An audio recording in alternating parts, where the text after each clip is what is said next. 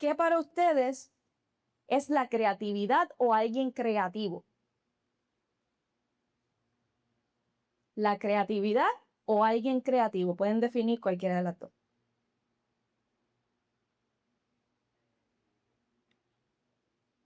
Yancy, te veo. Vamos a comentar. Dios bendiga, Dios bendiga. La creatividad o algo creativo es esa, esa idea que podemos tener cada uno de nosotros, eh, ilustrada y llevándola a la realidad. Y yo creo que nosotros somos hijos de un Dios creador, creativo. Por lo tanto, tenemos eso dentro de nosotros, pero es misión de nosotros poder descubrirlo. Y la mejor forma de descubrirlo es, obviamente, acercarnos a la fuente, que es el creador, para que nos dé ese espíritu creativo de poder entonces llegar a otras personas de diferentes formas y maneras. Perfecto. ¿Y alguien sabe cuál fue la primera revelación de Dios que encontramos en Génesis? El primer nombre que se le atribuye a Dios. Vamos a ver, piénselo. Creador. El creador. Uh-huh. Y se le dice que él es el Dios Elohim, el Dios creador. O sea, cuando primero conocemos a Dios a través de la Escritura, no se nos presenta como un Dios, ¿verdad? Así que estaba haciendo otras cosas, como quizás todavía no se conoce como Jehová de los ejércitos, porque no había motivo por el cual, ¿verdad?, luchar ni pelear.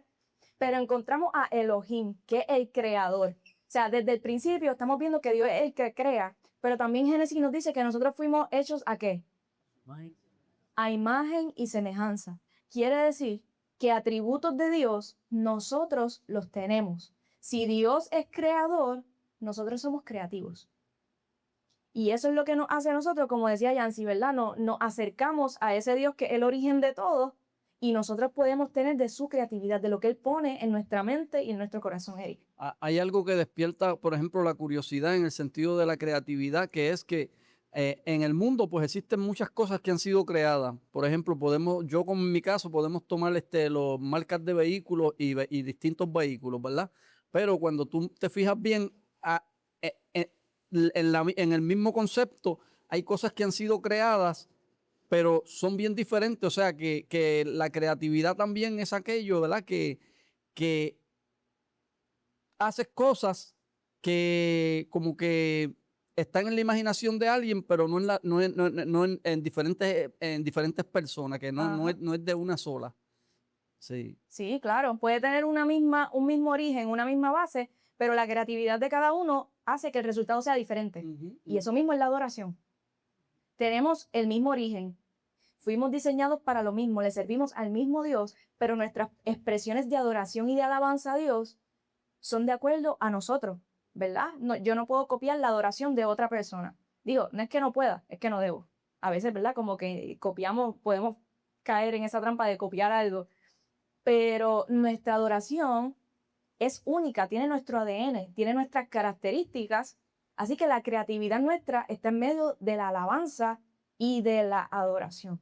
Ahora, la creatividad obediente, ¿ustedes me pueden hablar de alguien, algún personaje bíblico que les venga a la mente que tuvo que ser creativo y obediente para hacer algo que Dios le pidió? Gabito. Noé tuvo que ser creativo y obediente, porque le dieron, ¿verdad?, las instrucciones, cómo se iba a hacer el arca, cómo iba a hacer todo, lo que iba a entrar ahí, y así lo hizo. Eso mismo, ese es el ejemplo que tenemos de la creatividad. Él construyó algo totalmente nuevo, ni siquiera había llovido cuando Dios le da la instrucción de hacer esto, mucho menos había ocurrido un diluvio. Entonces, una creatividad ordenada por Dios, ejecutada con miedo, pero obediencia. Entonces, el arca, sí, mala mía, Mari, si puedes darle ahí. ¿Puedes darle a la flechita? Dale más para adelante. Sí. Otra más. Ahí, estamos ahí. El arca mide aproximadamente 137 metros de largo, con capacidad estimada para más de 7.000 especies. Los ingenieros modernos han estudiado sus proporciones y encontrado una relación óptima de estabilidad hidrodinámica ¿Y quién le enseñó a él todo eso? Dios. Eso viene de la sabiduría de Dios. Hoy nosotros lo podemos entender porque gracias a estas cosas vienen avances, ¿verdad? La ciencia nos ayuda a entenderlo un poco más, pero es impresionante. Porque ¿quién le habló, verdad? Se sabía un poquito de las medidas que se habla, en la Biblia se habla de codos como forma de las medidas, pero es algo extremadamente, ¿verdad? Impresionante. Entonces, su obediencia trajo salvación. Ustedes pueden asociar el arca con algo o con alguien.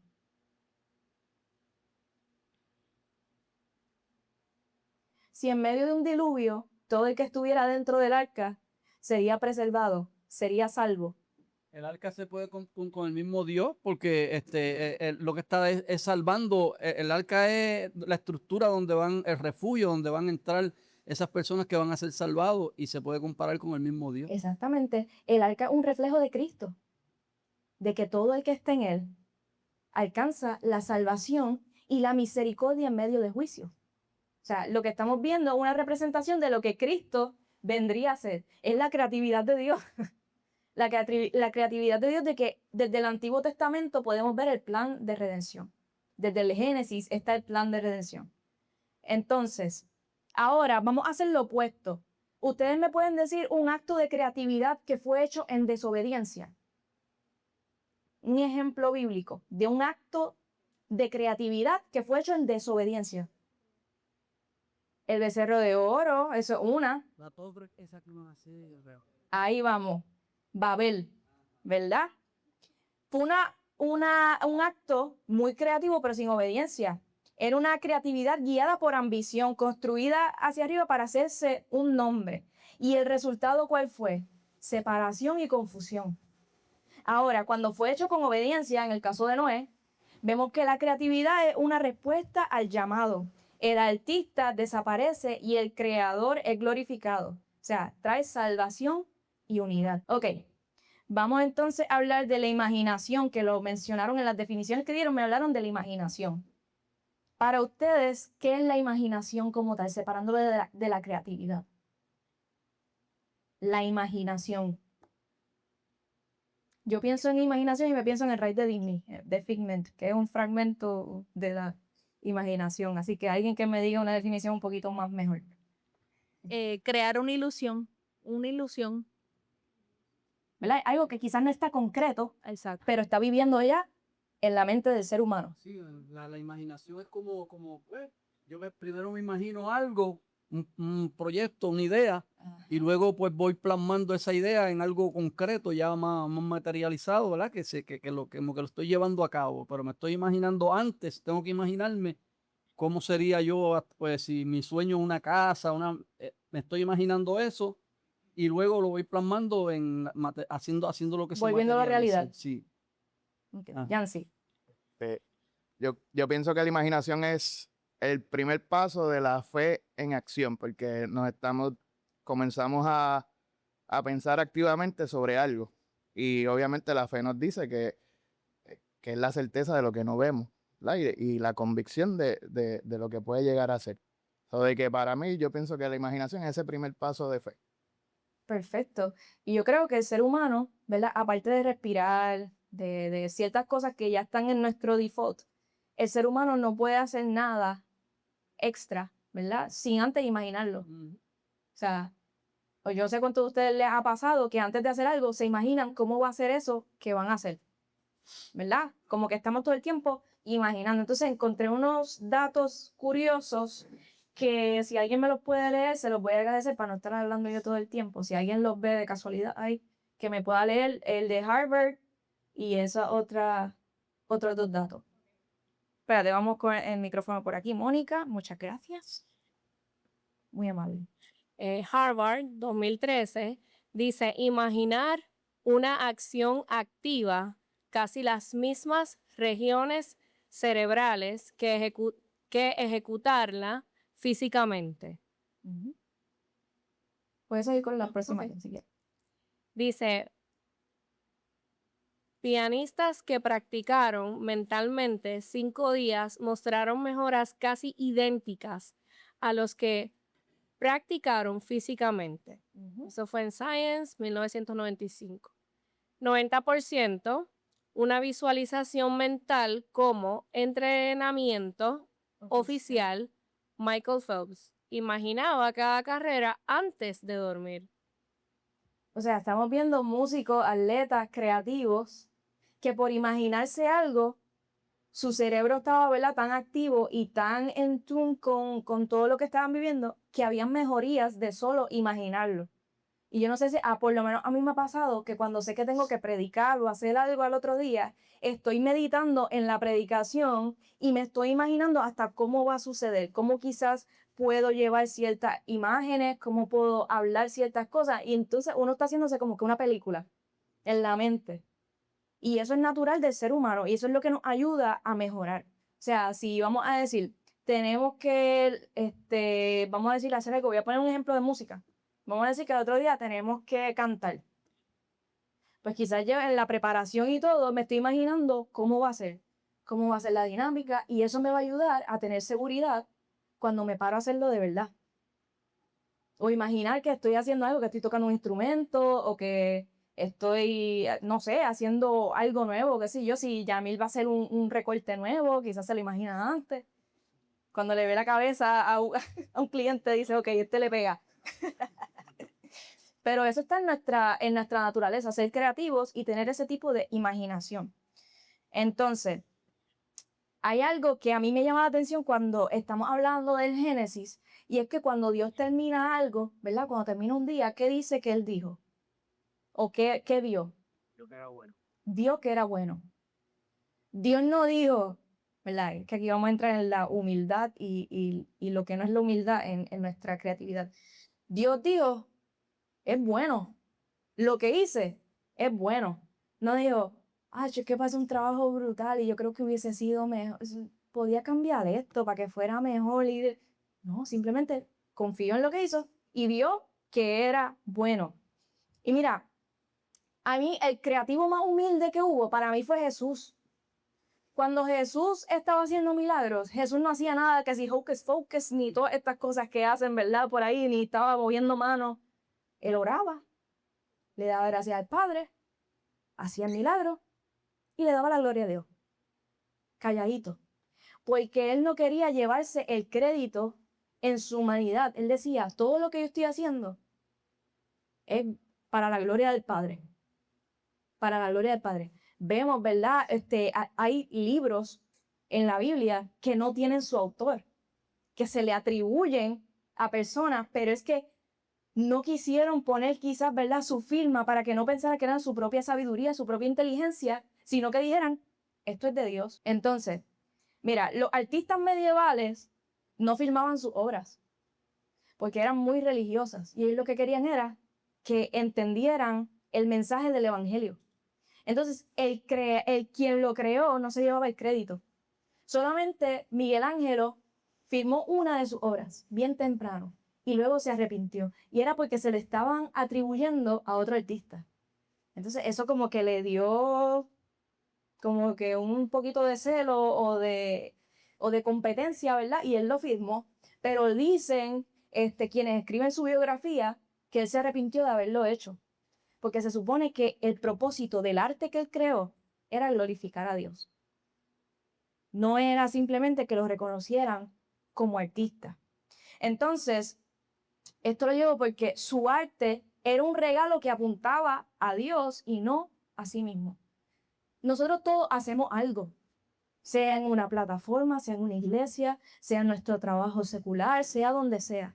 Nosotros hacemos cosas que son para la gloria de Dios. Entonces, no todo tiene que apuntar hacia nosotros. Y si trata de apuntar hacia nosotros, que apunte más al Dios creador, ¿verdad? Esa debe ser nuestra meta. Pero hay unas sutilezas. Y es que hay un orgullo sutil. Y esto yo me atrevo a decir que yo creo que todos nosotros hemos caído en ello. Y yo soy la primera que lo digo, ¿sabes? Los mitos de que en ocasiones he podido caer en ello. Y es algo como cuando te dicen, oye, qué bien lo hiciste, qué bien cantaste. Ay, me desafiné mucho. Quedó mejor en el ensayo. Tú no sabes lo que me ha costado. Esas frases no son humildad. Esas frases son orgullo. Porque ¿qué hace que nosotros digamos eso? Que otra persona venga, yo no, pero si te quedó brutal, no, pero si esto. Y nuestro orgullo sutilmente se va alimentando y no nos damos cuenta. Nosotros podemos tener confianza en que lo que hacemos es bueno. No tenemos que ir por ahí diciendo, yo soy el mejor, yo hago esto mejor que... No es eso. Es que, digamos, Dios me dio una capacidad, lo hice con excelencia, pues fue bueno. Dios se agradó, pues fue bueno. Hice lo mejor que pude, fue bueno. Podemos admitir que somos buenos en algo. No tenemos que decir que no lo somos. Eso no nos hace menos humildes. Es entender que nuestras habilidades apuntan al mensaje de salvación, no a nosotros mismos. Eric. Marieli, que tú sabes que en la Biblia dice que en Dios haremos proeza, ¿verdad? Entonces, cuando llegamos a ese punto de lo que tú estás comentando, es como o sea, que cuando quitamos la mirada de Dios y permitimos que nuestro ego, nuestro yo sea el que está como que dominando, pues esas cosas pasan. Es como el caso de Pedro, cuando Pedro está caminando, que Jesús le dice, ven, camina sobre las aguas. Pero una vez él tiene miedo y quita la mirada del que le invitó, pues él empieza a hundirse. Y entonces eso exactamente es lo que pasa en un caso como cuando nosotros ponemos nuestro yo, nuestro ego, y lo anteponemos a lo que Dios realmente puede hacer en nuestras vidas. Correcto. Y la Biblia nos habla, ¿verdad?, de lo que es la humillación y lo que es uno creerse, ¿verdad?, soberbio y quizás más allá. ¿Alguien me puede dar un ejemplo de alguien en la Biblia que quizás su ego estaba por las nubes y Dios tuvo que traerlo otra vez a la tierra? Le costó a Moisés. Cuando le dijeron toca la peña, y él lo que hizo, en vez de golpearla, en vez de tocarla, la golpeó. O sea, él se enojó, él puso y lo que hizo fue lo contrario a lo que Dios le dijo, y eso le costó mucho a él. Creyó que sabía más que Dios. Claro, en porque ese, él, en en ese vez de momento. tocarla como Dios le dijo, lo que hizo fue Hizo lo que creía. exactamente, desobedeció, y eso le costó. Ya ustedes saben qué le costó. Por acá me dieron un ejemplo a la misma vez, alguien que me lo quiera elaborar. Mónica, ¿quieres elaborarlo? ¿Y quieres que Yancy? El rey Saúl, no, ¿El rey Saúl? sí, empezó a creer, ¿verdad?, que era más que Dios, y desobedeció, y eso le costó en la vida, el trono, todo. Y a nosotros a veces, ¿verdad? Hay veces que nos ocurre que de momento pensamos que somos también tan buenos en algo que no necesitamos la dirección de Dios. En estos días yo veía un podcast que hizo un pastor que está bien popular ahora mismo en Estados Unidos, y él hablaba de que a él lo llamaron de la Casa Blanca para que él estuviera en un evento de oración. Y él dice, no todas las puertas que se abren son para que tú entres en ellas. Y él dice, yo podía decir que sí, porque ¿qué iba a pasar conmigo? Me iban a ver, y iba a estar yo ahí, me iba a ser popular porque estoy rodeado de gente grande. Y él dijo, yo entiendo que esa no era mi asignación, que quizás Dios tenía a alguien más para eso, pero si yo me dejara llevar por mi orgullo, yo hubiese estado ahí. Y entonces, ¿quién se iba a glorificar? Él o Dios. Y nosotros tenemos que tener esa misma sabiduría de saber qué nos conviene y qué no nos conviene. La misión de Jesús fue ayudar a aquel paralítico. Jesús no se creció en orgullo. Él hizo lo que tenía que hacer. Era ese uno. ¿Quiere decir eso que Jesús no tuvo misericordia de los demás? No. Es que esa era su asignación. Cuando fue con los panes y los peces, ¿qué él hizo? Oró, empezó a repartir. No hizo un espectáculo. Yo creo que cuando cosas más que se notaron más que Jesús hizo, fue ya con sus íntimos, con los discípulos, como el caminar sobre la agua, ¿verdad? Como estábamos hablando, ciertos milagros que Jesús hizo con sus íntimos cuando resucita a la hija de Jairo. No estaban todos, él mandó a sacar la gente, pero cuando eran cosas así, él lo hacía calladito y 2 o 3 se daban cuenta, como el primer milagro. ¿Cuál fue el primer milagro de Jesús? Un vino. Cambió el agua en vino. No todo el mundo se dio cuenta porque él no fue y hizo el acto delante de todo el mundo. Él le dio las instrucciones, dijo, tú vas a hacer esto, tú vas a hacer esto, tú vas a hacer esto, y ya. Porque nuestras habilidades son para glorificar a Dios. Quizás no todo el mundo va a ver lo que nosotros podemos hacer, pero van a ver a Dios a través de lo que sabemos hacer. O sea, no todo tiene que llevar nuestra firma. No todo tiene que ser expuesto. Siempre y cuando Dios se glorifique. Pero hay veces que nosotros ponemos nuestras excusas también. Todo llamado de parte de Dios demanda una respuesta. ¿Alguien me puede decir alguna excusa que los llamados de Dios le dieron? Antiguo Testamento, Nuevo Testamento. Cuando Dios llamó a alguien, ¿alguna excusa que me puedan decir que dio? A Moisés, soy tartamudo. Moisés, perfecto. ¿Alguien más? ¿Alguien más que me diga? En el mismo milagro de los panes y los peces le dijeron que lo que había era un muchacho que tenía y que eran 5 y 5 que no había como lo suficiente. Quizás menospreciaron, ¿verdad? No, Y eso sí, era como sí. una excusa de que, mira, esto no da. Sí. Es muy válido. ¿Alguien más que me diga otra? Personas que Dios llamó que le pusieron una excusa. Jonás, Jonás. que por más que Dios le insistió que fuera a Nínive, él buscaba cualquier excusa de que ellos no eran obedientes, de que ellos, y cada vez buscaba otra excusa y otra excusa que hasta Y todo eso también tiene que ver con el ego. Con el a veces creer que, ¿verdad? Gente es menos que nosotros para servirle. Así que eso está atado. Es un ejemplo muy chévere. ¿Alguien más que dé por lo menos uno más? Jeremías, que era muy niño, era muy joven. Ujú. Mira, yo tengo exactamente 3 ejemplos. El primero es Moisés, que decía que no sabía hablar bien. El segundo es Jeremías, soy un niño.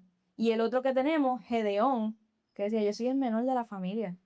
Yo soy el más chiquito, pero es que yo no sé.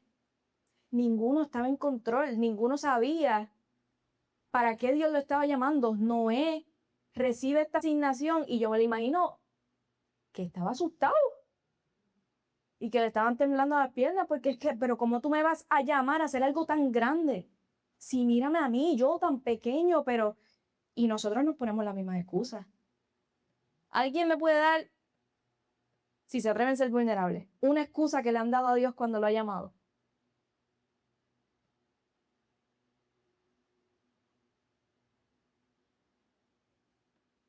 Yo le puedo decir, le puedo dar un ejemplo para romper el hielo. Al principio yo decía, cuando Dios me daba oportunidades, yo decía, pero es que Señor, hay gente que canta mejor, hay gente que toca mejor, ¿por qué yo? ¿Para qué lo voy a hacer yo? Y eso era, ¿verdad? Una excusa que yo le daba a Dios hasta que fui aprendiendo otras cosas, que Dios tiene asignación para cada uno de nosotros, aunque nosotros entendamos que hay gente que quizás tiene un poco más de conocimiento o un poco más de experiencia, pero ¿cómo esas personas adquirieron experiencia? Siendo principiantes. Jonathan. era un ejemplo de tantos años tocando en la iglesia y la primera vez que se integró la secuencia y ya yo estoy acostumbrado que tengo el conocimiento, pero, TH, secuencia, como que tratar de adaptarme a algo diferente, no es que no podía hacerlo, pero como que algo Que a te lo que retaba. me retaba a lo que no estoy acostumbrado a hacer, de que no puedo hacer otra cosa que a lo mejor hago, tengo que llevar un orden, tengo algo que me dirige, Ajá. pero ¿sabes qué? Aquí estamos. Pero no, al principio pues sí como que, ay Señor, me daba un poquito de temor, pero yo, ay, vamos para encima, esto es para ti, vamos a dártelo. Amén, eso mismo es. Y así mismo tú siempre has sido tremendo músico y tremendo ministro, pero se ha visto también tu desarrollo y tu crecimiento. Y es por eso mismo, porque hay veces que tenemos que incomodarnos y salir de la zona cómoda para poder crecer en esa área. Y te felicito porque hemos visto tu esfuerzo y de verdad que yo me pompeo. Por eso yo te digo, Jonathan, como Dios ponga en tu corazón. Eric iba a decir algo. Yo vine a hacerme partícipe de esta clase porque yo siempre he estado, y en este año precisamente, pues yo he estado muy, como que muy centrado en lo que es, pues, eso de la adoración y la cuestión de lo que es cuando una persona es un ungido de Dios. Y todo eso, pues yo he ido viendo en diferentes cosas en las redes y qué sé yo, pero una de las cosas que el enemigo utiliza hoy día para muchos cristianos es precisamente eso, el egocentrismo. Entonces, el hecho de que quizás, como dice, ¿verdad, Jonathan? Que ya él tenía el conocimiento de lo que él pues iba a ejecutar, y en el caso tuyo que decías que, que tú decías que había gente que cantaba mejor que tú, en el egocentrismo, pues muchas veces nosotros no es que nosotros nos estemos sintiendo afectados porque que eso nos cause, o sea, ¿cómo te digo? Nos cause malestar. El que no, porque fulano canta mejor que yo. Ajá. Es como, eso es como un detente a que mi ego sea lastimado. Porque si Ujú. tengo una persona que lo hace mejor que yo, pues yo prefiero no exponerme para entonces que esa persona no me supere, por ejemplo. Entonces el egocentrismo que está alejando, y muchos cristianos que lo tienen o sea, que incluso hay costumbres que uno como que yo puedo estar escuchándote a ti, pero quizá lo que yo te estoy escuchando, pero yo lo que estoy es preparándome para una respuesta, mi respuesta, o sea, lo que yo entiendo de lo que tú estás diciendo. O sea, que en el egocentrismo, pues todo gira alrededor mío. Entonces, en eso del egocentrismo entra lo que es una idolatría también, porque yo me estoy idolatrando a mí mismo Ujú. sin darme cuenta. Y entonces Claro. eso es visto como una de las sutilezas que usa Satanás en este tiempo para engañarnos. Y cuando tú te fijas, casi siempre, prácticamente todo lo que uno hace gira en favor de ese yo. O sea, yo me voy a comprar este carro porque cómo la gente me verá ahí, cómo me voy a poner esta ropa porque cómo voy a lucir ante la gente, cómo la gente me va a ver, y creo, pues entonces cuando me pongo la ropa, pues yo digo, pues a mí todo el mundo me va a mirar, yo voy a hacer. Entonces, eso nos aleja de lo que es, a lo que Dios nos llama, a esa humildad, ¿verdad? Para nosotros poder estar con esa conexión de Dios. Si dejamos que el egocentrismo se haga algo fuerte en nuestra vida, pues va a ser muy difícil lograr ese fin. Correcto. Y eso yo creo que lo podemos ver también en lo que es el antropocentrismo, en el que todo en la iglesia tiene que girar alrededor de mí y no alrededor de Dios. ¿Ustedes se han dado cuenta que las canciones que más pegan cristianas hablan poquito de Dios y hablan mucho de nosotros? Ahora es bajo mis emociones, yo llegaré, yo venceré. Volvemos, no está mal, pero creo que nos estamos saliendo un poquito de lo que es cristocéntrico, o sea, cristocéntrico, Biblia. O sea, antes se cantaba mucho, digo, todavía hay muchos adoradores que, ¿verdad? Las adoraciones que traen y las alabanzas son bíblicas, Ujú. pero ahora estamos trayendo mucho emocionalismo. Gracias.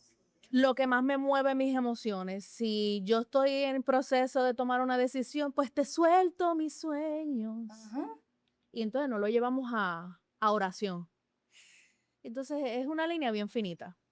Y es real, ¿sabes? Porque todo lo que se conoce de allá afuera se vuelve emocionalismo, pero es que el mundo nos está diciendo constantemente, sigue tus sueños, haz esto porque tú eres más que capaz. No confíes en nadie más, confía solamente en ti, hazlo por ti mismo, no te rodees de personas que... Pero ¿y si la voluntad de Dios no es esa? Yo puedo creer que algo es bueno, pero yo tengo que someterlo todo, bueno o malo, a la voluntad de Dios. Es agradable y es perfecta. Fuera de eso no tenemos nada que buscar.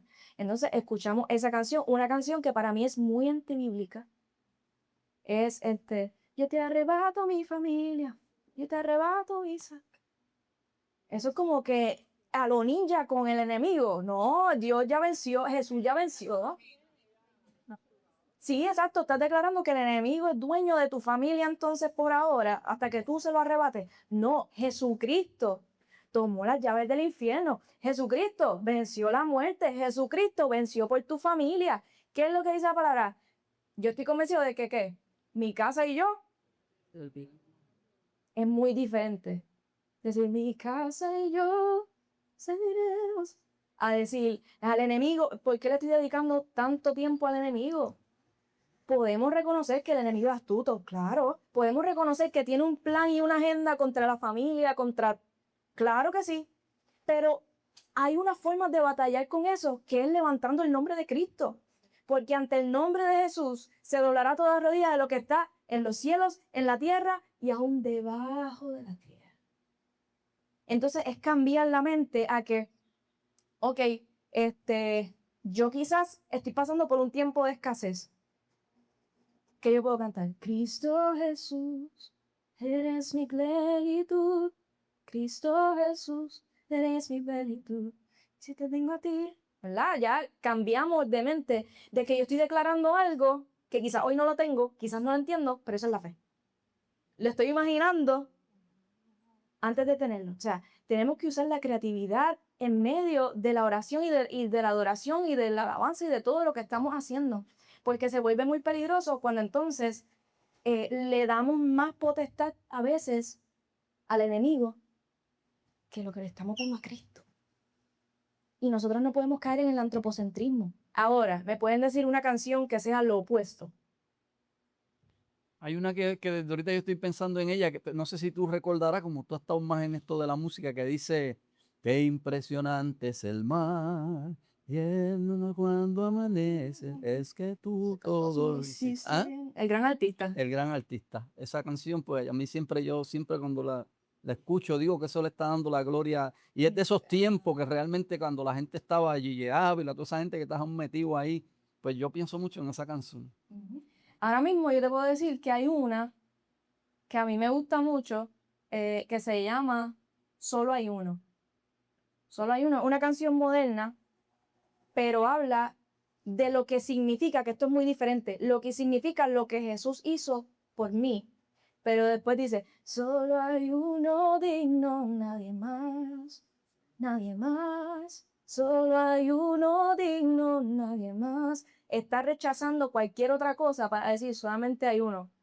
¿Sabes? Y fíjate que también están, yo he visto, he notado que los jóvenes de ahora, de este tiempo, están como que volviendo a las canciones que antes pero le han dado como le han hecho como unos arreglos Un nuevo aire, por decirlo exacto, así. bien bonitos. Ajá. Escuché los otros días una de Marino y esto, que como que ellos también están pensando en cómo era en ese tiempo, ¿verdad? Y donde había bastante, ¿verdad? Se veía bastante a esa adoración a Dios, no lo que tú estabas hablando, lo que estábamos hablando, que era la exaltación a uno mismo o a las cosas que uno, pero muchos jóvenes están como que, grupos jóvenes están como que volviendo a grabar y esas canciones, como le dice uno, viejitas, están Claro, haciendo arreglos claro, y eso es hermoso porque mira, nosotros tenemos que honrar todas esas canciones y todos esos artistas que sufrieron mucho, que sudaron y que para traernos hasta donde estamos. Y es hermoso recordar y todo,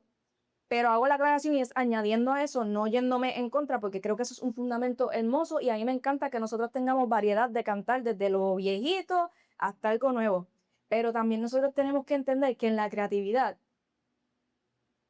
hay que escribir algo en este tiempo y declarar algo nuevo en este tiempo, porque yo no puedo seguir cantando solamente, ¿verdad?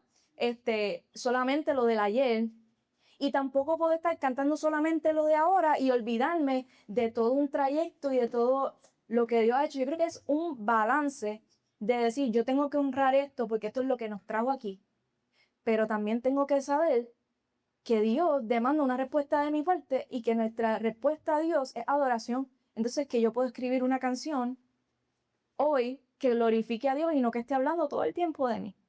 Hay muchas cosas también que se están saliendo de contexto, porque escuchamos, dicen ser cristianos, pero el trap cristiano, su letra no tiene nada que ver con la Biblia. Y están confundiendo también la juventud, porque es cristiano, pues lo puedo escuchar a los jovencitos.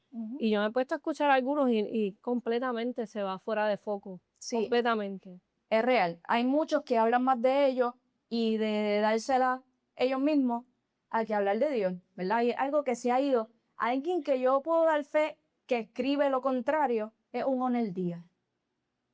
Onel Díaz no está todo el tiempo con tiradera. Onel Díaz lo que te baja es Biblia. Te lo hacen un ritmo pegajoso y un ritmo, pero hay otros que tú ves que están hasta con tiraderas del agua al agua, pero entonces usan referencia bíblica. Yo puedo hacer una canción que no tenga que ver nada con Dios y hacer referencia bíblica. Y eso confunde a la juventud. Hay una canción hay una canción, y no tiene que ver en español ni nada, pero una canción que salió para la película de Karate Kid, cuando la hizo Jaden Smith, el hijo de Will Smith. Él la hizo con Justin Bieber.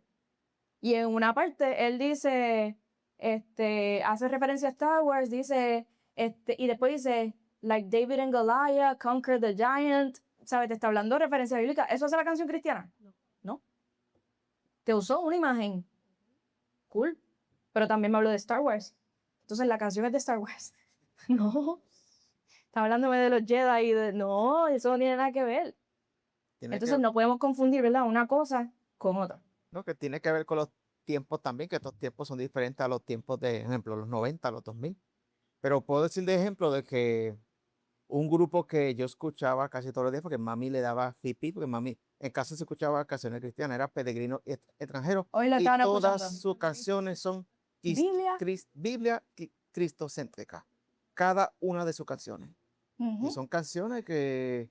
Fieles al libro, por Exacto. decirlo así. Sí, Ujú. y eso es algo que nosotros debemos preservar. O sea, todos nosotros cometemos plagio. Todo lo que escribimos canciones cometemos plagio. Porque todo lo que sacamos lo sacamos de la Biblia. No sé.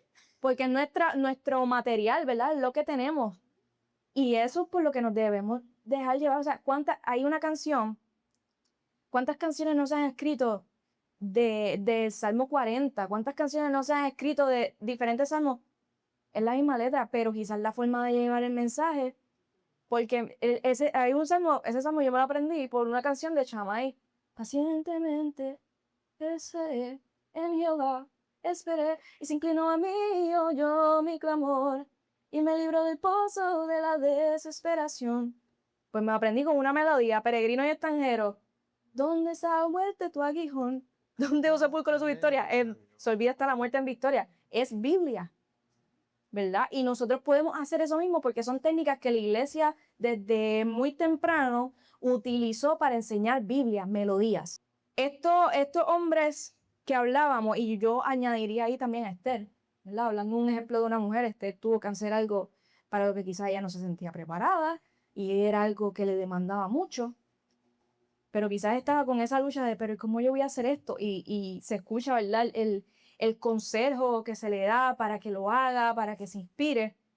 Entonces, ellos no encontraban fácil su llamado, pero cuando dieron el paso en obediencia, aún con miedo, Dios fue quien los respaldó.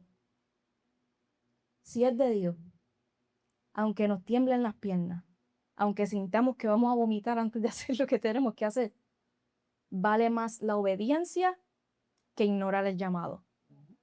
La palabra nos dice, más que sacrificios y ofrendas, tú te deleitas en la obediencia.